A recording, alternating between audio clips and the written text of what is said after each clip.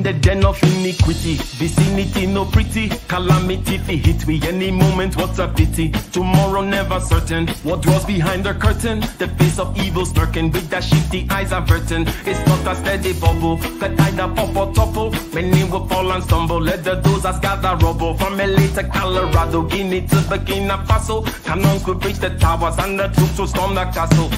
I say, run, run, come, make we get it.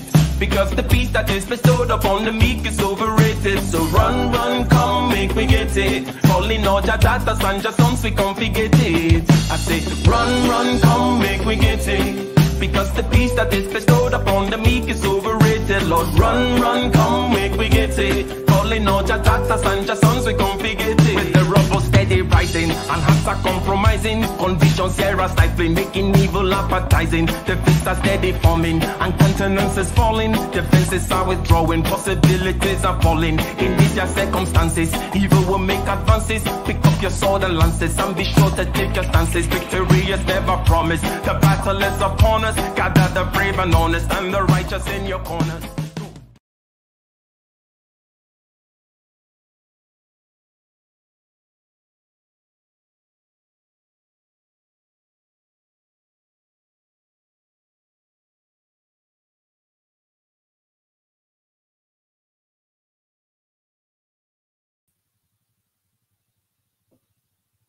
Greetings, greetings, greetings. Welcome, welcome, welcome, ladies and gentlemen.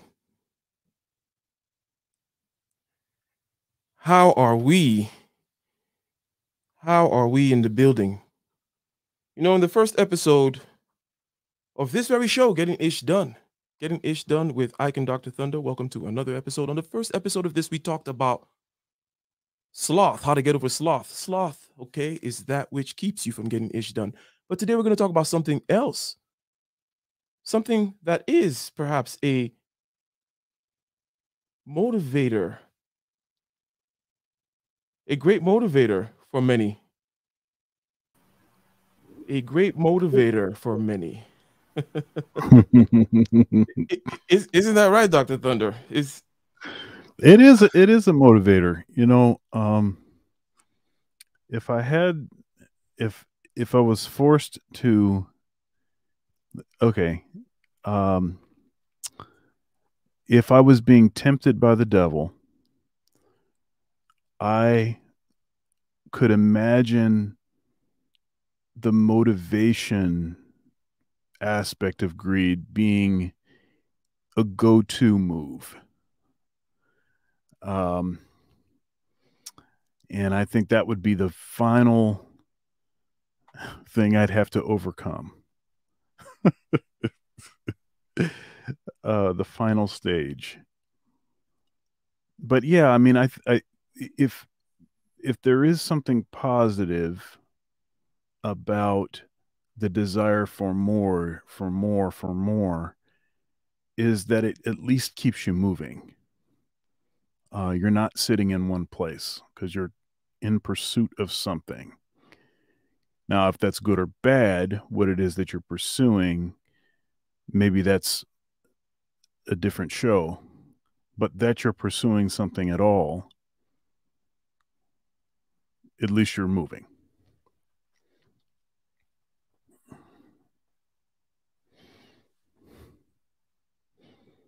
You are muted. Got me there. Yeah. Yeah, you said at least you're moving, and we know you like movement. You like movement. You like momentum. Now, let's take this to the beginning. What do I mean by that? I mean, let's clarify what this word greed is. We think we know what it is, but let's talk about the difference between greed and some other things that may look like greed, right? So that we're able to make a distinction, maybe start to draw some borders around this thing. So there is, on the one end, right, such things as flourishing and being on your purpose, the wanting to improve, whether self-wise, there is planning for the future, planning to help others, perhaps increasing that storehouse so that, hey, not just for me and my children, but in case my neighbor has a bad year, whatever it may be, right? all these things about going out there conquering and, you know, being fruitful. There is that part, right? Would it be fair now to say that in that aspect, okay, and judge me in the chat, ladies and gentlemen, welcome everybody again. In that aspect, in that side of things, is it a question of excess? Because we know, okay, yes, go and be fruitful. But do we demarcate over there that it's about some kind of excess? And how do we judge? Is it from within or without? Can I ever judge you, Dr. Thunder, with regards to the kind of mattress you have to sleep on? Okay, maybe you need a $25,000 mattress, right? And a golden toilet. Exactly. It just goes down a lot smoother that way. Less plumbing issues. Less corrosion.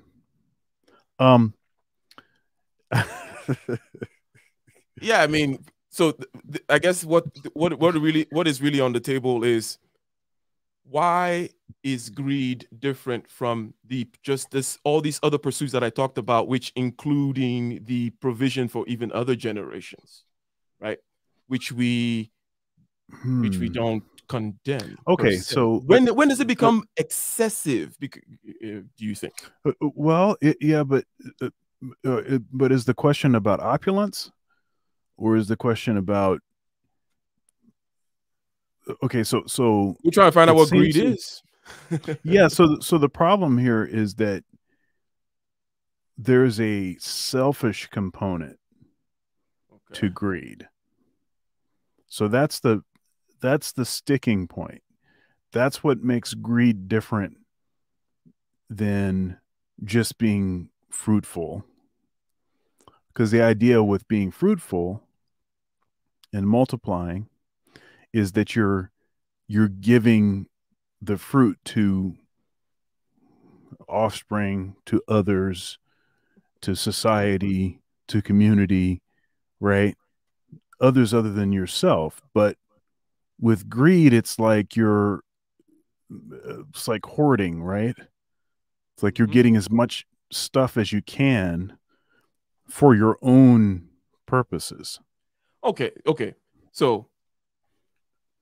So far, you're saying when we talked about excess, we could not really pin it down over there because it got slippery, right? Then you brought in the selfish aspect. This is an interesting aspect because that was the other end I was going to go to. It's a motivational thing. So let me ask you this question, Dr. Thunder. And I like the comment in the chat, the warm bidet. You need a golden toilet with a warm bidet, if that's how you roll. Yes. In other words, like if Mona Lisa versus Netflix and chill, like if you having the Mona Lisa in your house, that's what gets you off, right? Or whatever it may be, right? Netflix being on the other end. But let's talk about this motivational aspect which you talked about. In other words, the aspect which has to do with selfishness, okay? If you steal something, okay? If I steal something because I am hungry, right? People will not call me greedy, would they? They wouldn't. But if I were to steal in order to buy the second Bentley, then they would call me greedy, would they not, Dr. Thunder? Now, the difference between being hungry and buying the Bentley, right? What strikes you in that dichotomy there? Yeah, it's still gray, because who's to say what is too much? We know what too little is. I mean, it seems like that's something you can measure, especially in the example that you gave. So, so if it's a matter of survival, so you need a certain number of calories. You have to drink water, and then you need a certain number of calories to survive. So if you can figure out what that base level is, where you won't gain any weight, but you won't lose any weight, then we can say, okay, that's the line on this side. But as we go over to the excess side, that's a harder that's a harder thing to decide what actually is excess, because maybe for some, well, maybe we could try to define it in terms of use. So, okay, so I have a lot of instruments in here, a lot of musical instruments. For what it is that I do, those are necessary. Now, do I actually need 2 keyboards? You can see that there are 2 keyboards in here. Do I need the number of guitars or whatever? Okay, so maybe there's a gray area in there as far as how many instruments, but I can play all of these instruments, and I actually use these instruments regularly to bring in income into my house. Okay. So so they're tools for a particular purpose. They're not stockpiled. I don't have a storage unit with nothing but musical instruments, stockpiled that I am never going to use. But if you did, I would even argue that perhaps there's an argument for that. Yeah, possibly. Maybe art, if I'm right. Maybe I'm thinking, okay, so this is like, it's like an investment. Okay, I bought certain instruments because I knew that they would appreciate, and I do have a couple instruments that are quite valuable, ones that I'll never sell, that are like family heirlooms. Yeah, it's still very gray. There's no okay. It seems like it's harder to draw the line there. I agree. Harder to draw the line there, and the line that we're trying to draw is on this. On the one hand, we were able to pin down that, okay, if you're hungry and you steal something, we don't accuse you of being greedy, right? It does not mean, okay, that we will not chop your hand off for stealing if you happen to live in a particular part of the world, right? Right? You still stole, but we're not going to be like, you greedy bastard, how dare you steal my bread to, so you don't starve, right? That's not how we're going to react. Okay. So we are beginning to see that a big part of this greed thing is about social aspects and fairness aspects, even up to the level of the things that we can biologically recognize. I don't want to particularly get into some silly political philosophy, but you mentioned the life part of the whole life, liberty, pursuit of happiness, of rights thing. You said, you said, in other words, that one has the right to life after all, right? So we can't go about judging them. That is the foundation, the basis of the morality. If there's no life, then Anyways, but you're still guilty of thieving. But this particular area, I think, okay, so cool, that's great. Now, however, though, it comes to the amount of money that is needed to get some things done, I wanted to just spend some time here for this little intersection, if you don't mind. And shout out to Spiritual Logic in the building. And would you mind, Dr. Thunder, reading his comment that I have there on the screen? Absolutely. Spiritual Logic, aka Hulk. Greed is insatiable and always will become destructive in its maturity, although it may begin unassuming. So let me, because this is where I was going to go. Okay. I'm going to ask you, Dr. Thunder. The big picture, right, is that greed is a concoction, right? It's a particular stew. Okay. It's not just, it's not just excess. Okay. It's not just opulence. But it's a particular, and it's not just external. In other words, it's internal. It's a motivational aspect. You mentioned the selfishness, whatever. So it's a complex stew. And this guy now mentioned a time and an evolving thing and whatever, some kind of a disease of the spirit. What do you have to say about this? What's going on here? Yeah, I mean, it does seem like as things develop, that this is going to become, it's going to it's going to compound. So maybe in the beginning, a little bit of greed is no big deal, but it never stays a little bit. It always has to increase. It always has to grow. And pretty much, and then you end up with some maybe unwanted consequences, reaching a little bit too far, acquiring a little bit too much stuff. Have you seen any of these hoarders? I guess there's on, what is it, on TLC? There's this sort of documentary series. I guess it's just a show called Hoarders, and it's ridiculous. And it's the stuff that they're keeping is not particularly valuable stuff. It's just stuff that they can't let go of.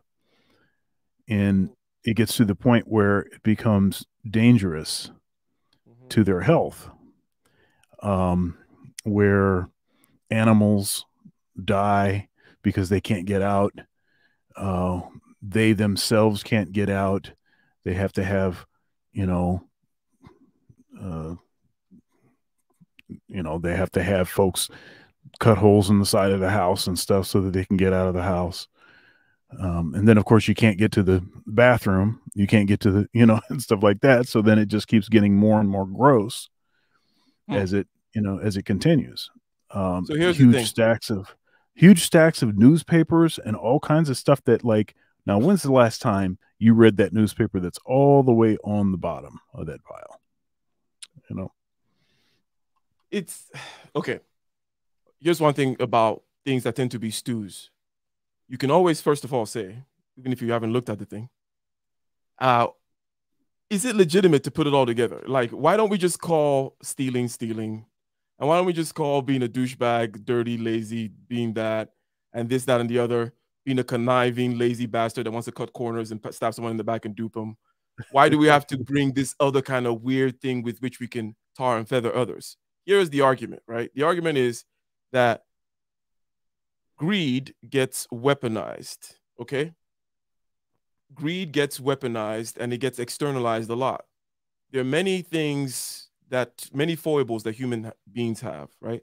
Some of which we have to kind of keep, we tend not to tar and feathers others with, but others we're comfortable with doing that, right? Like greed is one of those which we can just throw at people, right? And given the complexity so far, and given the almost internal first-person perspective and also amount of detail that it would be required for you to say, hey, I can pinpoint that is greed. Here's the twist. I think that greed, the weaponization of greed, here's my thesis. The weaponization of greed is a symptom of envy. What do you have to say about it? Which is another one of the deadly sins which snuck up on us right now. That the envious want to call others greedy. Okay. Now, projection is a psychological thing that we do in order for, for whatever freaking reasons. Either the simple projections of, you're having a bad day, so you yell at somebody or you kick the dog, or more complex ones such as I'm going to tar and feather or scapegoat someone else, sacrifice them even just to make myself feel better, that kind of a thing. Or for other kinds of psychological games that we play. So envy tends to lead to the weaponization of greed, which writ large, because of all the kind of the social capital that greed has with it, and the kind of social greed is in that social milieu, it's in that social soup. We kind of identified that already. So the throwing about of it, okay, I would say is 90% of the time. Let me throw out some crazy number like I knew, like, how people say like 80%, 75%. Okay, I'm going to say 90% of the time it's not warranted. You don't have any warrant to be thrown out who is greedy or not, because you don't know, but you just want to say it to make yourself feel good. What do you have to say about that? Because you're envious. Yeah, I think there's some truth there. People don't like folks in their pockets. Stop pocket watching. Folks don't like that. Or okay, so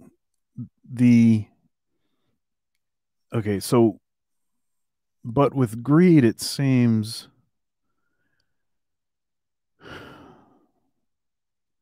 All right. So when we the social thing. So do you Yeah. think that greed is just a what is it? What's the phrase everyone wants to say about everything now? A social construct? It's just a social construct to keep things in. Well, a social construct in in a social animal is almost it's all the reason why a lot of those kinds of things are meaningless. It's not because they're not true. A social construct in a social animal does not answer anything. It's like you just came in and you just said some nonsense. You didn't add any particulars to the situation. You didn't add any resolution. You didn't add any kind of handles with which we can. You didn't say anything. Nope. You just said we're social animals. It's like No. yeah, and then everyone gets confused. Like yeah, you're like it's true. There is a social aspect. And then you gotta stop like, hey, you just fooled us. Like, Right, like right. of course we are. Yeah. And try to draw the line cleanly between where social begins and biology, and it's like that's a fool's errand, right? Anyways, that's a different conversation. So we're talking about greed here, ladies and gentlemen, and we're saying that perhaps we've said many things so far, okay, which we'll kind of circle back with. Because as we talk more, we may go back to some of those scenarios about what's the difference between, right, being greedy versus just being a thief, a bastard, or whatever else. Why do we have to throw this other kind of thing at it, right? Also, Right. what's the difference between being greedy and that flourishing, getting more? If excess is part of it, then what is the excess aspect, right? If you have the dream of going to Mars, then billions of dollars is going to be involved. It's going to exchange hands. What is the legitimate use of money? What's the legitimate use of resource? What's the legitimate use of energy, right? And human, what is the legitimate dream? What is the legitimate use of money? It gets very social very quickly. I think that greed is in there with the what is legitimate, what is fair. That's why we did not judge the starving man. Okay, we remember. I think that's the only one thing. The one thing we've been able to pin down in this whole conversation Right. is that we don't judge. We know one particular corner where we start this whole greed conversation from, which is we don't judge the starving guy as being greedy when he goes and steals. Right, that much we know. But on this aspect of the envy causing people to use greed, weaponize it as a social tool for beating other people with, I think accounts for the majority of that kind of what we hear, because gluttony or some kind of wild night where you had extra wine or whatever, anyone can be caught in those moments happen in all our lives, right? So to kind of take somebody, put him in the media, right? And then you take a slice of his life. You show him, pouring champagne somewhere. We take some picture, some wild night, right? And he's in on a yacht, right? And this, that, and the other, and greed, those kinds of things. Rather than just say, hey, he does the same kind of tax avoidance that all the rest of all do. Well, but I'm going on and on that aspect, okay? But to the answer to your question, it's a mood question, obviously, on the social construct thing. But let me throw back at you the whole thing of where does envy come in, right? When people start talking about greed, because I think these two things are intertwined. And let me ask you a question too. Which do you find more deplorable? Do you find greed more deplorable or envy more deplorable? Now, I don't mean you're God and you're going to judge, you're going to weigh these sins. I'm saying just your internal sense of disgust with regards to wrongdoings. Yeah. So maybe rather than maybe my sense of disgust, I can talk about the one of them is maybe more counterproductive than the other. Envy is more counterproductive because rather than going and getting your own, you're watching somebody else's pockets. So that's not particularly, that's not a useful, that isn't a useful, it's not a useful sin. Whereas greed might actually, as a sin, may actually have some, it may actually have some motivational use.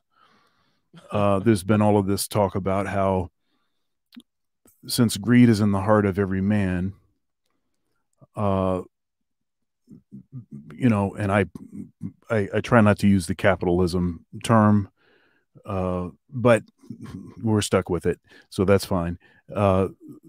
Capitalism seems to do the best job of harnessing that greed and the possibility of turning something positive, making something positive out of it. I think a challenging question, a challenging thing for us to try to solve here is the fairness question, because that seems to be what is sort of underpinning both of those. So what is fair? What is fair? How do we define what fair is?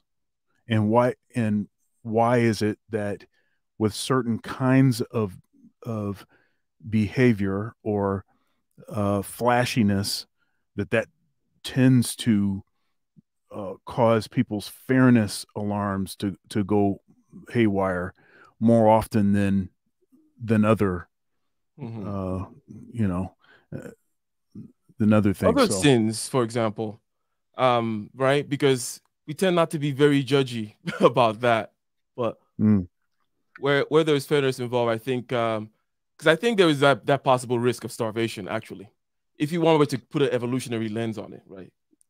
Right. Fairness becomes quite important, especially in the world of limited resources, unless you believe in the world of abundance and you're limited on free energy and all that kind of stuff. But right. Are you into that, Dr. Thunder? Are you a crystal swirling woo lander? Wait a minute. I'm not sure where we just went. I have no idea either. I don't know what crystal swirling means either. Yeah, no. But let me go ahead and you were out there giving us a Gordon Gecko speech. So I wanted to play the Gordon Gecko speech, right? Obviously the famous you preempted it. I was like, okay, this guy, okay. We're gonna go there. Things that are timeless. Things that are, you know, will last forever. So the issue here is on what's prioritized there. And if greed is left unchecked, then you will replace all good things, metaphysical things, with physical objects. So the distractions of appetites is the general category, the general shape of ignoring higher things in the interest of lower things, more or less, is what you're saying. And greed fits with that form. I like it. Greed fits with the form, getting appetites involved. And if we go back to the other thing that we pinned down, which is the kid that stole, that we would not judge, that's because it was not a question. It was obviously like, okay, appetites were not getting, like, you know, he needed the bread, that kind of thing. Right. Now, get your punishment for stealing. So good form there. I like it. Now, so maybe we've defined the maybe we've sort of created some bookends at this point, possibly. We've created some bookends at this point, and what the bookends tell me is that this thing is mainly an internal thing. I still go back to my whole point that you cannot, therefore, okay, begin to talk about someone else's greed per se. It's almost like you check your appetites. The appetite talk is a very internal struggle, right? Yes. Going out there like, you glutton, why you like the hot dogs? Why do you that's a party pooper, we would call him, right?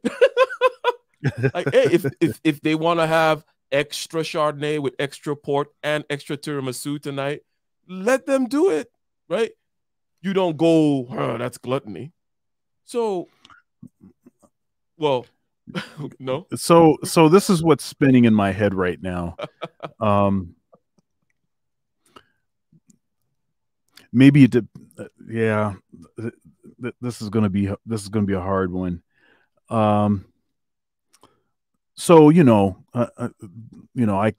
all of us could probably be a little bit more fit, but there are some that are in the, let's say, the morbidly obese category, and if they are indulging in the way that you described, perhaps there's an issue there in a way that there is not for a slender person to be indulging in that way. One of the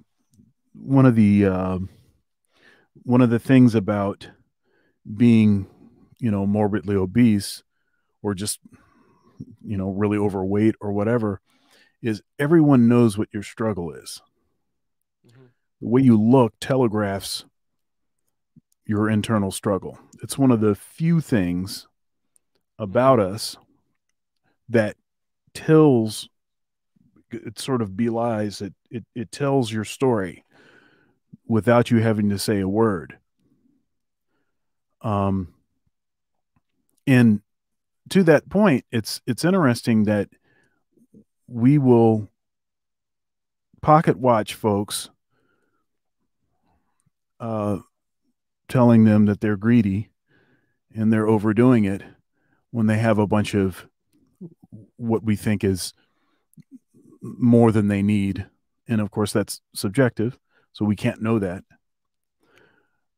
But we won't say anything to people that are overweight to that degree, that are clearly overindulging.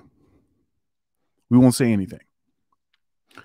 So, okay. Now, so obviously, there's a social issue there, and a discomfort with being assertive with folks, especially folks that you don't know. But we won't even do it to family members.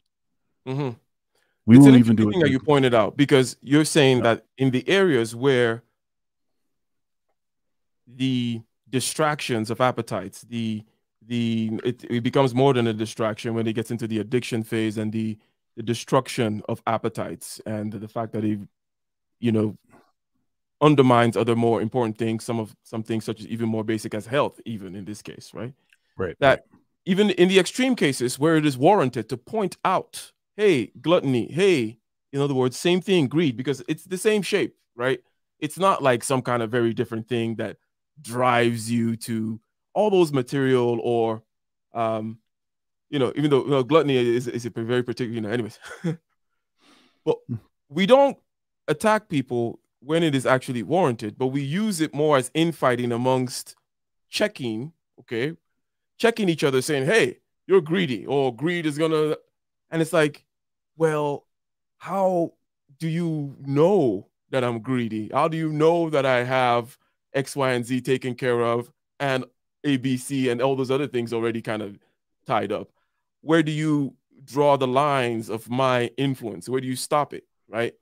If somebody, right, is doing Mars type stuff, and then there's somebody who's kind of just satisfied being a hobo painter, then that's a lot of room in between for us to play as far as what we consider the ish that we are trying to get done.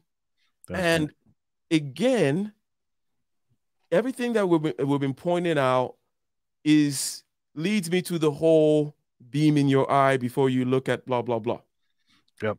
To the whole he without sin cast the first stone, because it's a very internal thing where everyone's projecting. Because in that story, there were people, right, who picked up the stone and were going to stone the woman. There were people in that crowd that were actually her customers. It had to be. Of course. You know how it goes. So, It's the town bicycle analogy. wow. Sorry. Nice, nice, nice.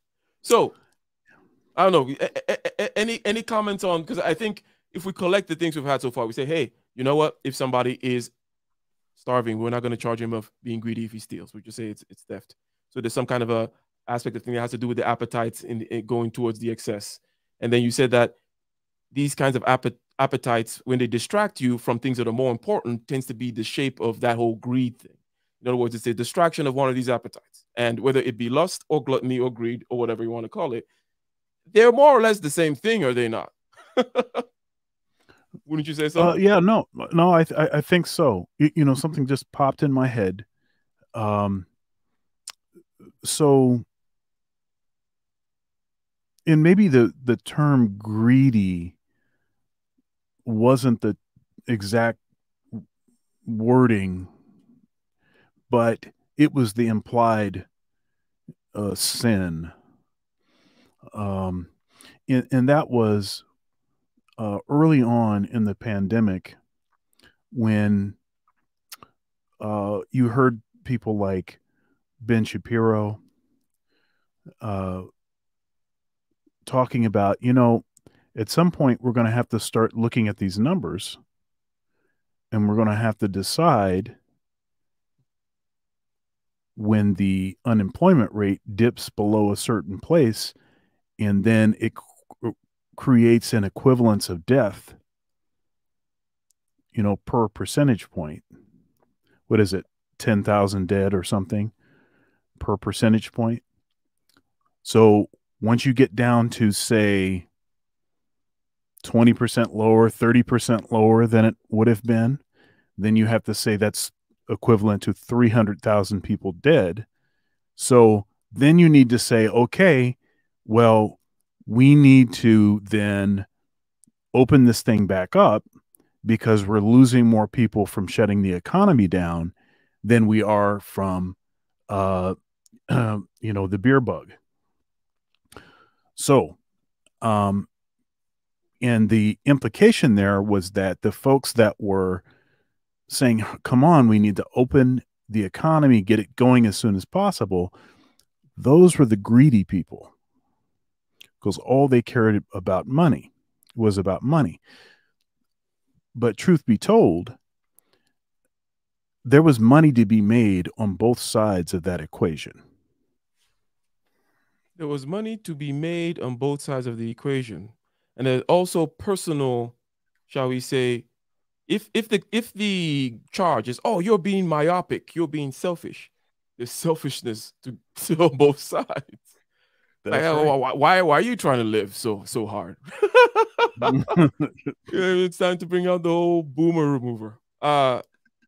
So I do see it is weaponized politically a lot. It is weaponized socially a lot. It is easy to weaponize it such that people forget to check for it even in themselves.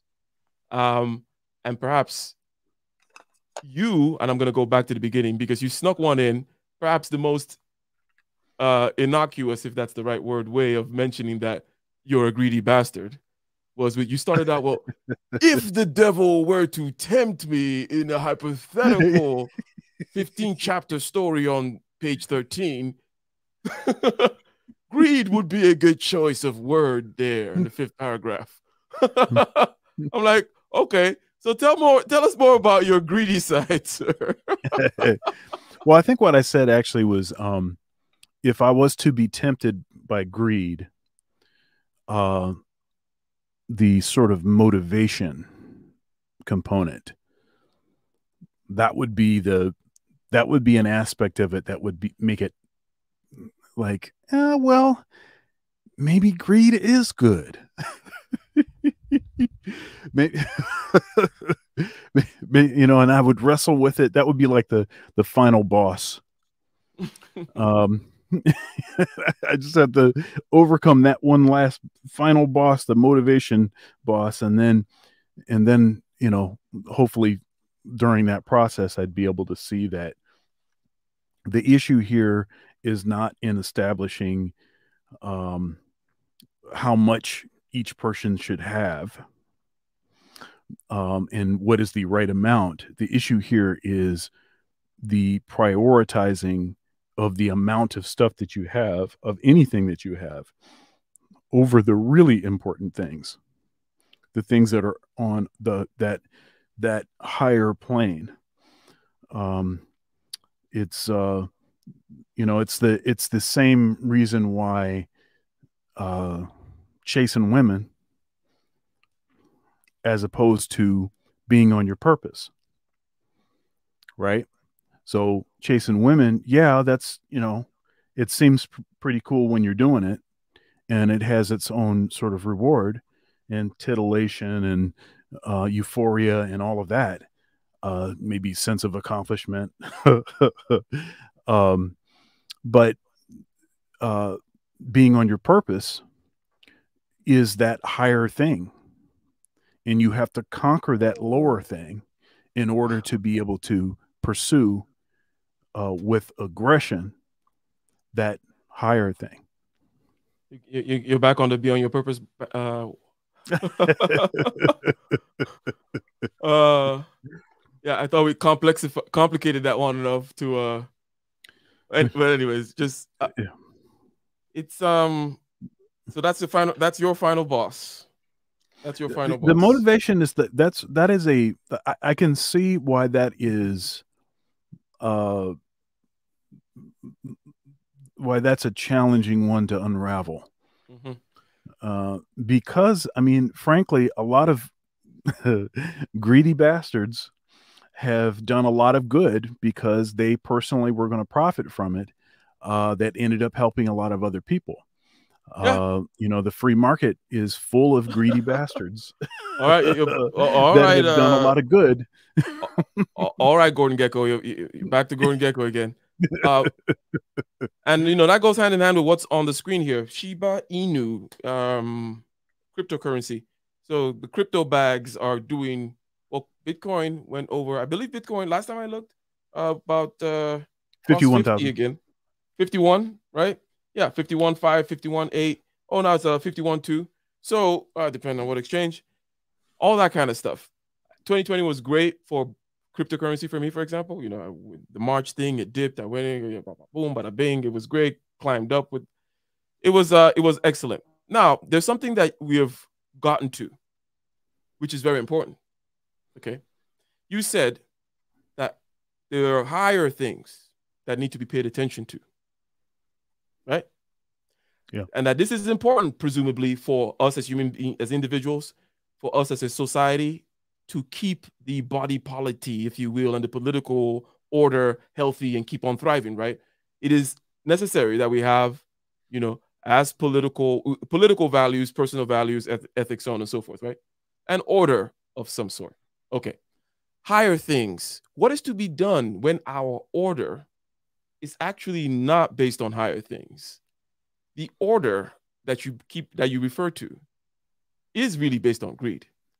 They call it rational self-interest, which is a nice marketing job. I'd like to get that marketing company that dressed up greed as, well, it's just rational self-interst. Enlightened self-interest. Enlightened. Yeah, I mean, you see when you throw enlightened in front of it, all of a sudden you take selfishness or greed or that, you say, we'll leave the self there, but throw enlightened here and interest there. People will get it. So in all seriousness, you were alluding to it, greed, Gordon Gecko alludes to it, so on and so forth, tying into evolution. The base of modern political order is life, liberty, pursuit of happiness, which is not a high ground.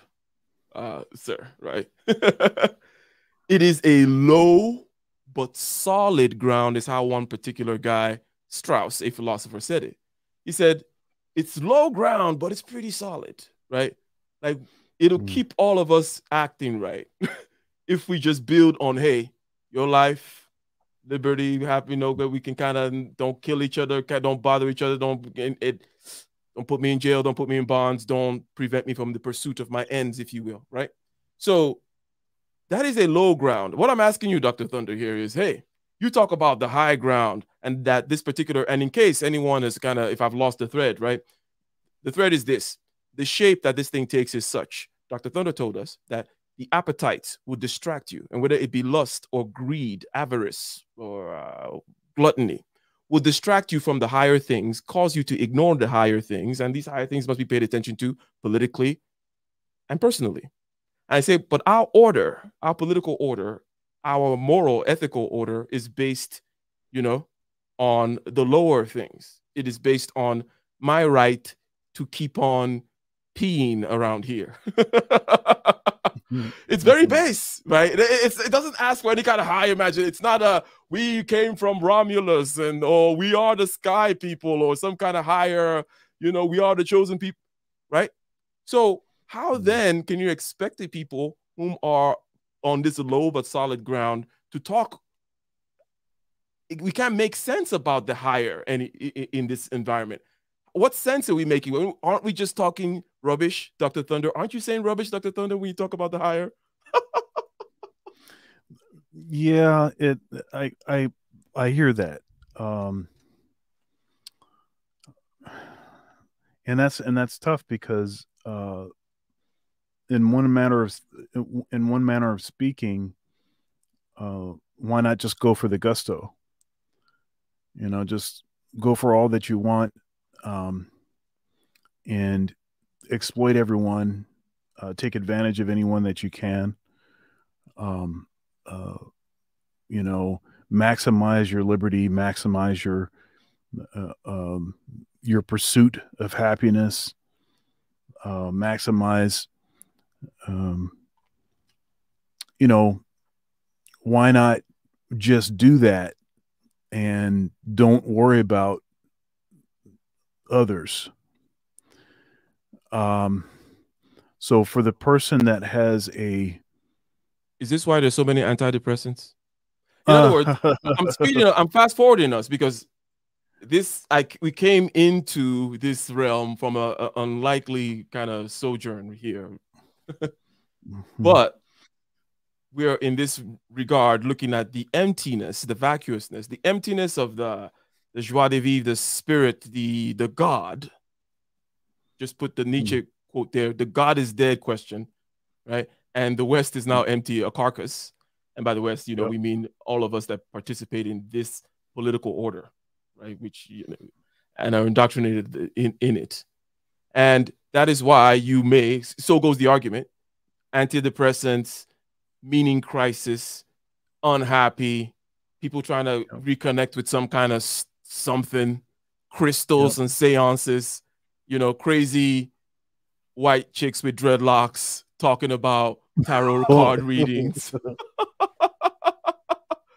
Yes, I know them very well.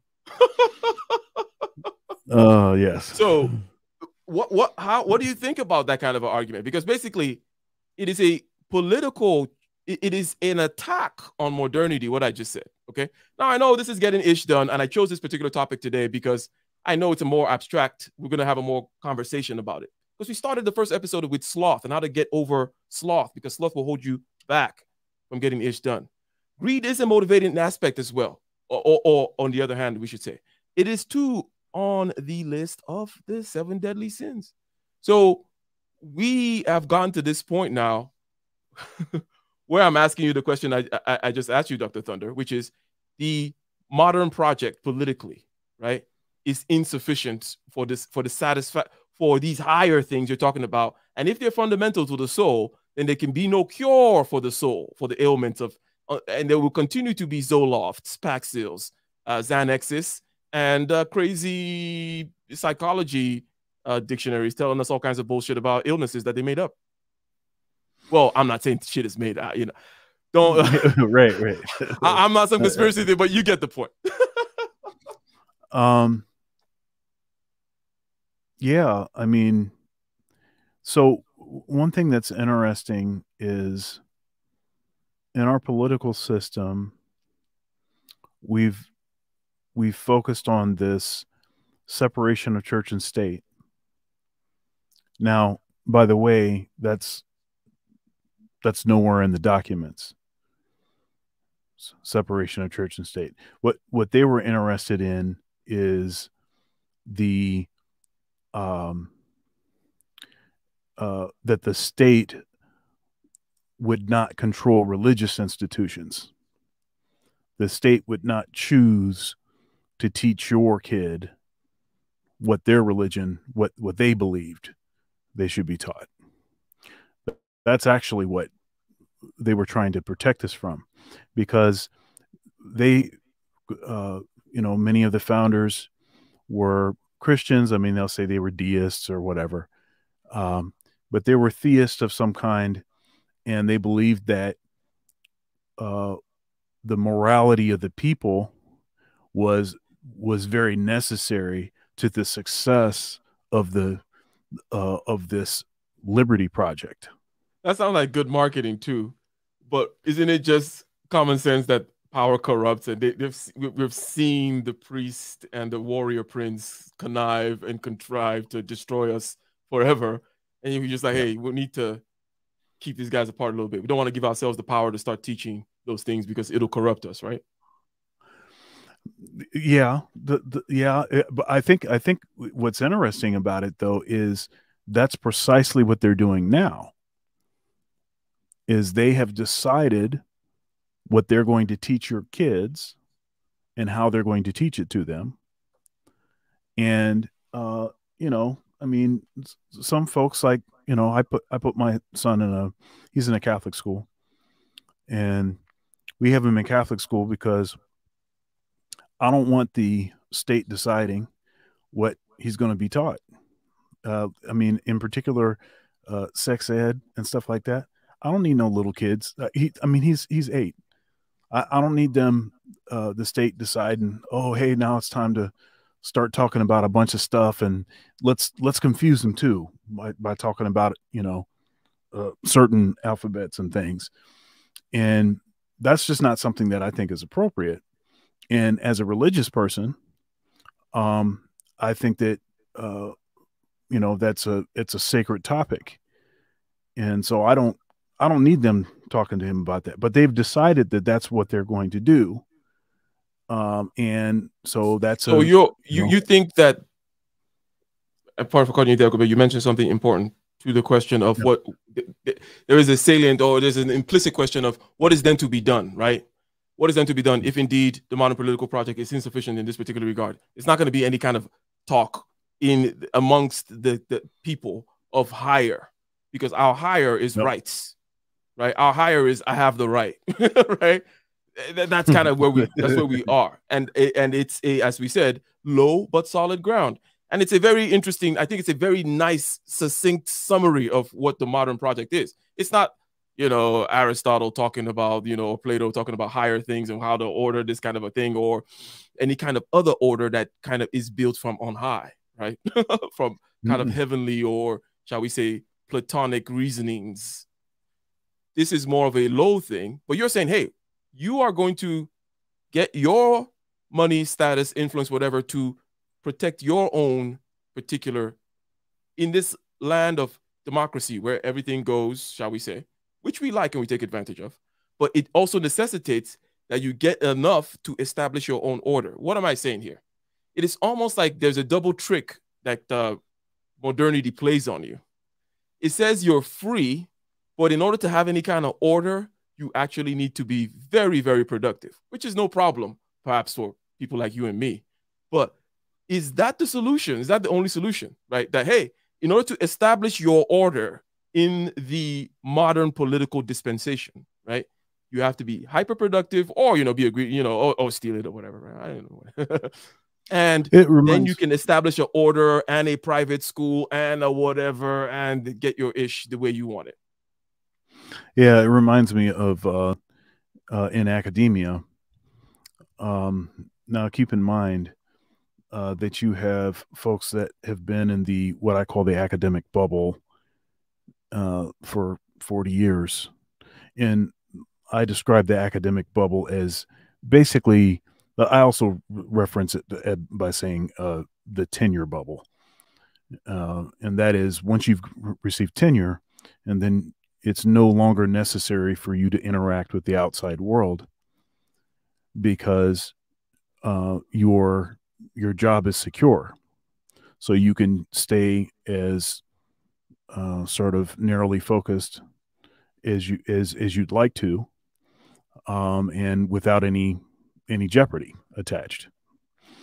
Now, in a situation like that, where maybe many folks have been in this bubble for 40 years or whatever, 50 years.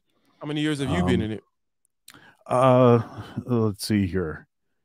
Oh my goodness. I think I got tenure in about 2010. So well, at least 11 11 or 12 years. Yeah, something like that.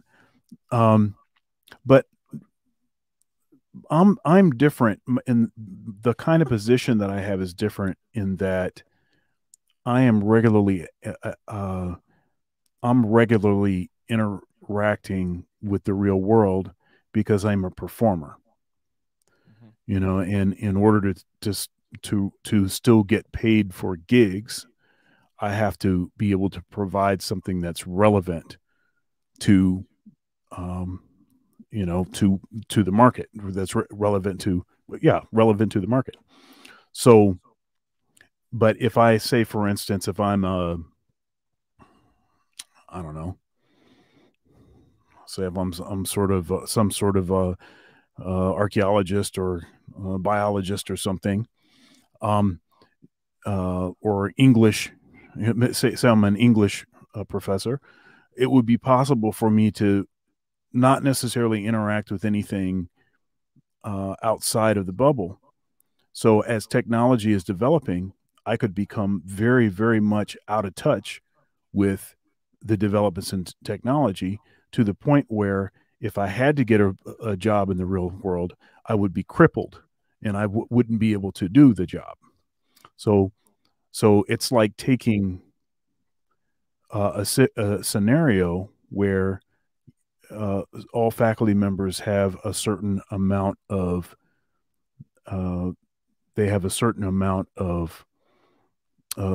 help, secretarial assistance, from staff, and then saying, okay, well, we're going to cut the budget. We don't need that anymore because we have these things called computers. So then it's like, okay, now I'm going to give you a computer and I'm going to walk away, and good luck, figuring out what you need to do to be able to do your job adequately. And then, okay, by the way, also, we're going to make you do everything online now because we have this big pandemic. So now everything's got to be online. And, these professors have never taught anything online.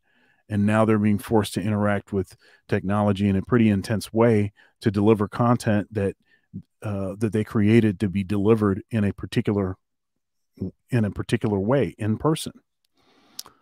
So, if you see the connection, the connection I'm drawing in the example that you were presenting, it's like, it's like forcing you to basically learn how to do a bunch of stuff that you're probably not going to be able to do, by giving and putting all of the responsibility on you to do it. Now, folks that are technologically savvy, they said, hey, this is great. I can stay home for longer. I don't have to drive. I can save time. I can spend more time with my kids. I can,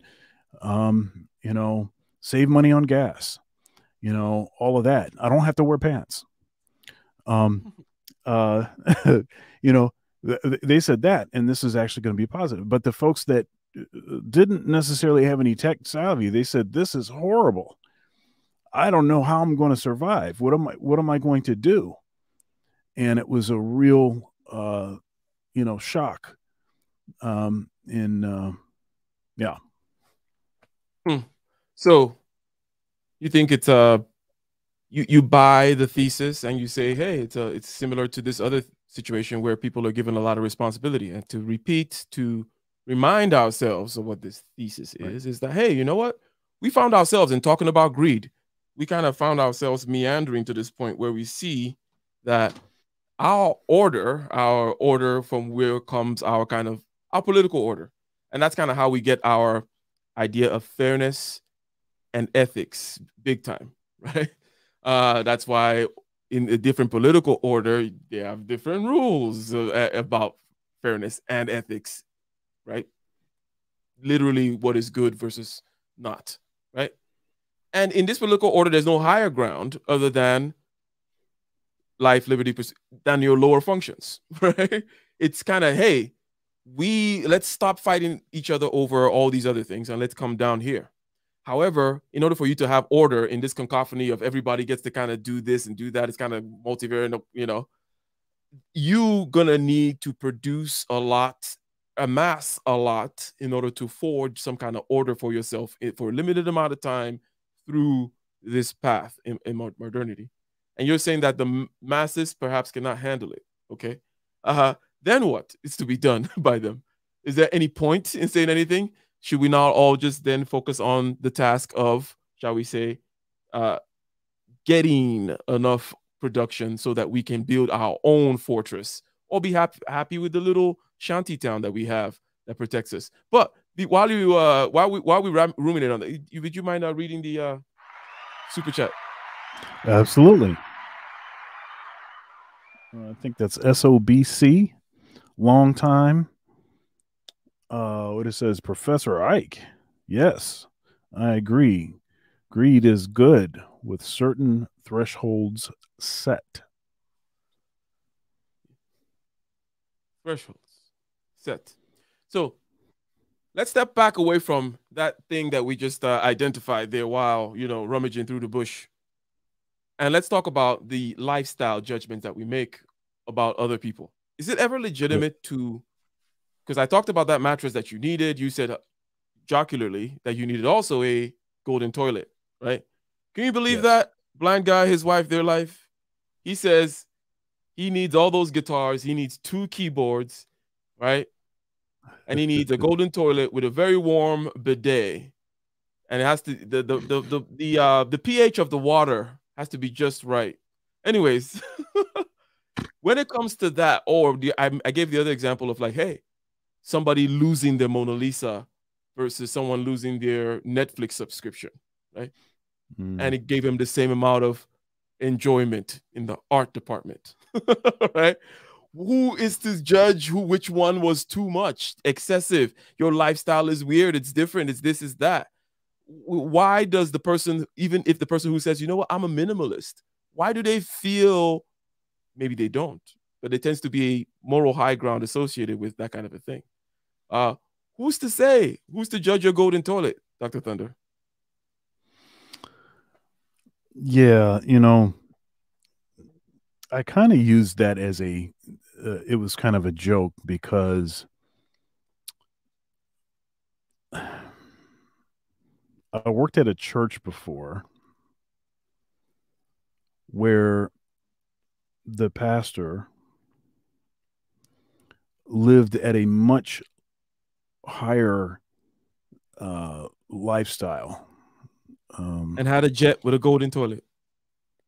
Well, the jet didn't have a golden toilet, but the toilet in their mansion did. Now, mind you, the average income of the parishioner in this church was at or below the poverty line. And this guy had a Corvette that the church gifted him with.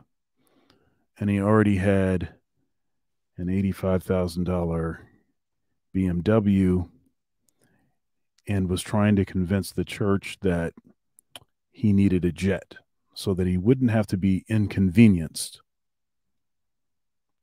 by flying with the common man. Oh, and did I forget to say that he and his wife acquired bogus double doctorates, double PhDs, and prior to this degree mill accreditation organization that had been making its rounds, giving other ministers doctorates for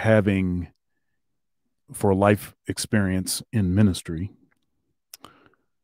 No longer were they permitted, any of the parishioners or staff, to call them pastor. That was not high enough. You must call them doctor. Isn't that what you insist on too, Dr. Thunder? Well, that's right. You must call me doctor, but that's not hypocritical though. Okay, so that stew that we went back to, that we were talking about, okay, we called it a stew before. We said that perhaps it is something that has all these different ingredients. You have to have the right kind of a motivation, okay, and then you do these other bad things along with it. We have understood that it is an appetite type thing, so it's a motivation type. It causes you to do things, right? It is not in and of itself. There's no such thing as hunger is bad, sexual appetite is bad. It's like, oh no, well, we call it gluttony and lust because it is a particular stew, right? It is when, and then we further said it is when you cannot see the shape of the higher. And now we're finding that the people, the common masses in modernity, don't have a shape of the higher other than Xanax and Paxil and psychotherapists. And what is to be done if you're not going to be the philosopher king? But anyways, if you don't mind reading, shout out to Blind Guy, his wife, their life, always sponsor level dollars in the building. Thank you. Yes. Am I the sponsor? By the way, those conveniences are unnecessary. Bidets are fine, a little chilly. You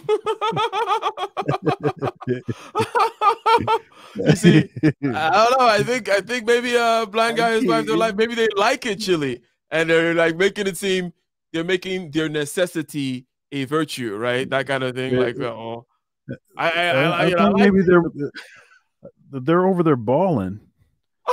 They're ballers. I didn't peep that before. We have another super chat, if you don't mind, Dr. Thunder. All right. Taboo smash. Pfizer level of greed is a little bit too much. So here is where I'm going to now, after I just mentioned the fact that something is in the social fabric, right?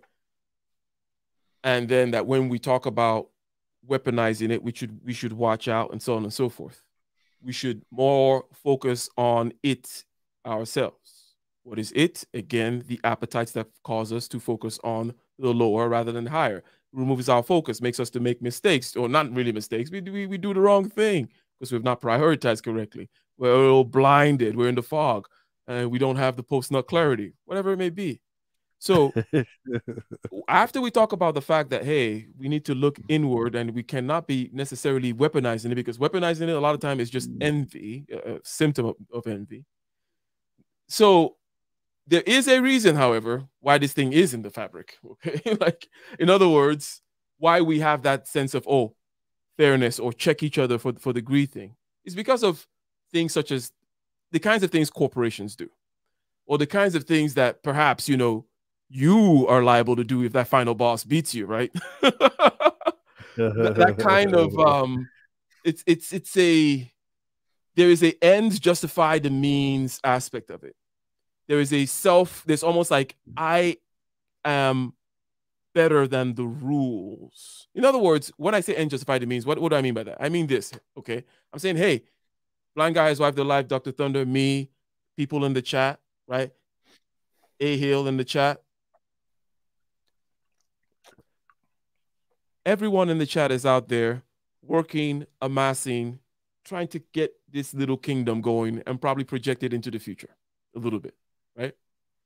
And that the ends justify the means thinking is, if you know what, if I could just get that 100K a little quicker, or put me a little bit ahead of the whatever the race we're on, right?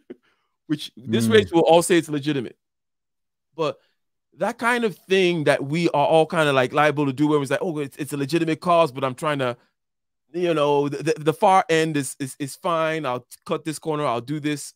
Whatever it may be, these things that cause us to do that are very personal. But because it's so prevalent in our consciousness, or in it's we have to check each other, right, on it, right? So this is a double-edged sword of it. It's never going to go away. Obviously, people are not going to stop doing the social games that they do, even though us as individuals can try to recognize what's going on. But if you don't have people checking each other for, hey, you're greedy, shaming each other for that, then you're going to get to, what you're seeing, partly what you're seeing is what you get in is a society like ours, right? With, you know, TikTok teenage superstars that are just famous for being famous and then having money and showing money. And then now they have a course showing you how to make money because they were famous for being famous, right? It gets into this kind of crazy thing where there's no ground, there's no basement. Everything is just about, well, what are the views today? I mean, but what is, but it's that was a good bump you got on the social blade today. A good bump on the on the stock. Hey, but Bitcoin is up, that kind of a thing. And that is the high ground, right? And that is my thesis of greed is good, is telling you that you live in a society where the high ground is greed. It's a rather kind of twisted thing, but we still play the game of checking each other while all secretly trying to go upstairs. We're trying to sneak upstairs to keep everyone else downstairs. Is that what's going on, Dr. Thunder? Any thoughts? Now, of course, while we wrap this up. For purposes of clarity, you're not saying that greed is the high ground, the ultimate high ground. You're saying our system, in our system, it is the high ground. And not in a bad, and I'm not saying it like, oh, the system, greed. Like, no, I'm saying the actual political order, the thing that makes liberal democracy and, shall we say, the regime of rights possible is a low ground, life, liberty, pursuit of happiness, your lower end agreement, right? That's what we agreed on here. We didn't agree on anything high, is my point. And that is what constitutes the good in a society such as this. Yes, we turned it into a political philosophy talk at the end of the day, but that is my contention. And then what would you have to say about that, about the thesis so stated? I don't think I disagree with that. I think why we're having a lot of trouble with it right now, more trouble than we had before, I think, is that there are certain restrictions that the people placed on themselves that have been sort of thrown away. I think our system works really well and is sort of optimized for a particular family structure.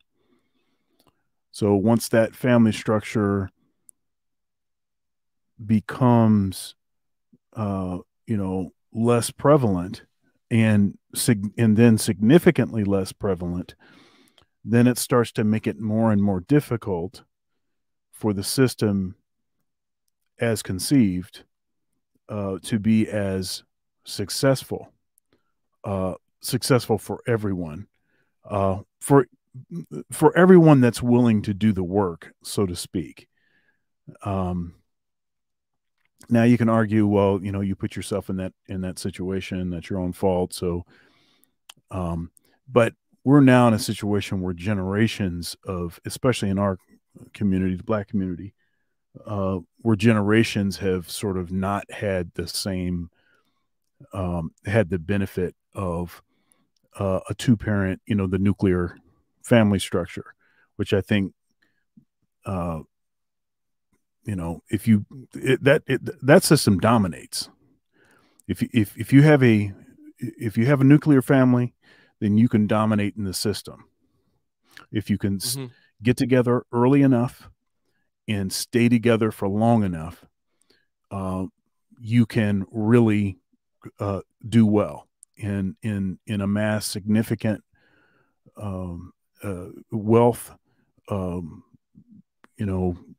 material stuff, houses, savings, money to pass on to the next generation, all of that kind of stuff. Our issue is that we're splitting the thing up before you even get going. And with the way this system is designed, it's doesn't seem to work out as well in those situations. Indeed, indeed, indeed. I had opened up the floor, but we can start wrapping this up early. I'm gonna say my last kind of thing there. And ladies and gentlemen, actually, this was not a very planned in terms of where it would go conversation. It was a, shall I say, challenge. Shall I just say, greed is good? We all know that particular quote from Gordon Gecko. And greed is one of the 7 deadly sins. We started this show out to the first episode on sloth, talking about getting over sloth to get things done. So the fact that we were able to then wind it around, beginning from the fact that, hey, we would not stone to death and accuse of greed the person whom is hungry. We noticed something about that, some kind of appetite thing going on. And we noticed it was an appetite type of temptation whereby the appetites would then distract you from higher things. We said, okay, this is the shape of perhaps greed, lust, and gluttony, those guys, right? And then we realized that, our political order uses the lower functions of I want to live, I want to this, I want to, right? It asks us, as a matter of fact, to imagine we were that starving kid. You've heard of obviously, the state of nature, right? So goes the myth, right? Imagine you're the starving kid. Imagine you're in the world. What do you want? And you say, okay, I want to secure these things. And then that's where our order begins. Our political order, that is. It gives us a certain kind of freedom from fighting each other and a very low basis. Therefore, we can kind of interact freely, more or less. But with this freedom comes all kinds of constraints. You're not going to be satisfied. Your soul is not going to be fed. Your soul is not going to be satisfied. We used as a proxy for evidence of this such things as Paxil, Zoloft, and so on.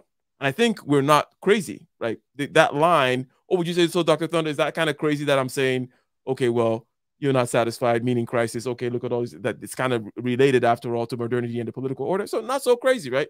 And that greed indeed is what rules your order until you establish a different order, which is going to be more satisfying to your soul.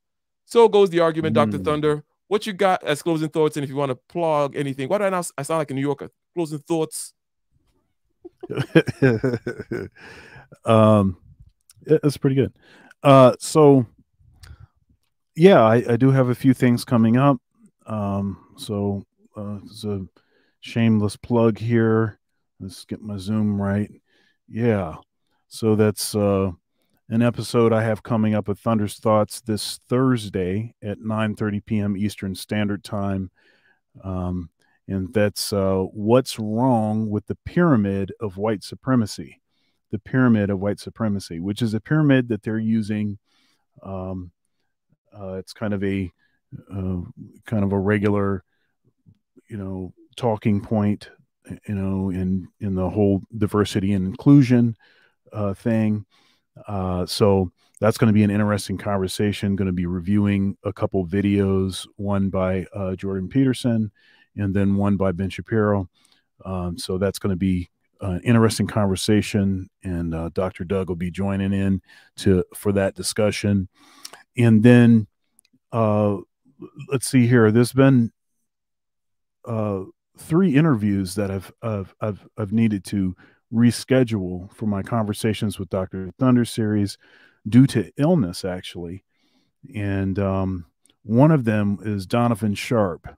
Donovan and Devin Sharp is going to do an interview I think it was this past weekend, or maybe it was a couple. Yeah, I think it was this. That's right. It was this past weekend. Well, anyhow, we discovered, that Donovan's in the hospital right now. And so prayers and thoughts for both of them. They're both quarantined, but in the hospital. You know, prayers and thoughts for them. He's meant a lot for the community. You know, he's got an upcoming CME happening pretty soon. So prayers and well wishes for them. And Minister Japp, and this would be the second time we needed to reschedule. But you know, that interview is forthcoming. It's going to happen soon. And then Mr. 1950, which has been rescheduled for late October. Having said that, tomorrow night I will be interviewing Paul Elam. And if you know that name, it seems like you would know that name if you're involved in this space. Really important figure in the manosphere and the red pill and the MRA, men's rights advocacy, and in that movement. He was prominently featured in the Red Pill movie, and that was detailing sort of Cassie J's conversion from being a feminist to calling herself a men's rights activist at the conclusion of that documentary. So if you haven't seen the Red Pill, I think that's kind of a standard fare movie to see, but it's not exactly what is meant by the term red pill, what's presented in that movie. So just understand that. But I think it's a really, really important film. But a voice for men, an ear for men, and actually Mumia Obsidian Ali speaks about Paul Elam and discovering Paul Elam and how that sort of kind of got him started in a certain direction. So really, really important figure. I'm really excited about that interview. That's going to be tomorrow night, which means that Thursday morning at 10 a.m. Eastern Standard Time will be the premiere video. So come and check that out. Yeah, I mean, that's some of the pertinent stuff that's happening right now. Of course, Ike and I will be back next week on Tuesday at 9:30 p.m. Eastern Standard Time, 6:30 p.m. Pacific Time to get ish done. We'll be back to do that. Yeah, I mean, my thoughts on the whole greed thing. Yeah, I mean, that would be if there was a stumbling block, it would be the sort of utility of greed and the sort of motivational sort of component that seems to animate and seems to have been responsible for a lot of positive things, positive developments. All appetites tend to be able to, you can use all of them in that way. Yeah. So that would be if I had a stumbling block to be convinced to eat the greed pill, then then that would be the one. But it also seems to me that the problem with greed is that it distracts you with things that are on a lower level and that are designed not in a way to be able to fully sustain and satisfy you. There are things that are going to only require more. My father frequently told me when I was growing up that wants are insatiable. You know, the accumulation of debt and things is often an issue tied to greed. People want something, they want something, they want something. They don't actually have the resources or the patience to develop the resources to acquire the stuff, but they get it anyway because they have to have it. And then when they get it, it all of a sudden loses all of its new car smell. It happens very quickly, and then you start looking at the next thing. It's ravenous. You have a huge appetite that will never be fulfilled by the acquisition of stuff. It'll never happen. And so the higher things are the things to have the mind focused on. One day we'll have a conversation about these higher things. Yeah, I think that yeah. And I think we nicely define the lower things, we didn't even straw man them. We steel man them enough to say, hey, they actually are responsible for the modern agreement. Yeah. So, ladies and gentlemen, I'll be back tomorrow. Check us out. Check us out. Check us out in the Patreon. Check us out over here. If you are new, please go ahead and subscribe. Shout out to everyone in the chat. One Guy Has Wiped Their Life for sponsoring again. Thank you very much. We are out. Peace.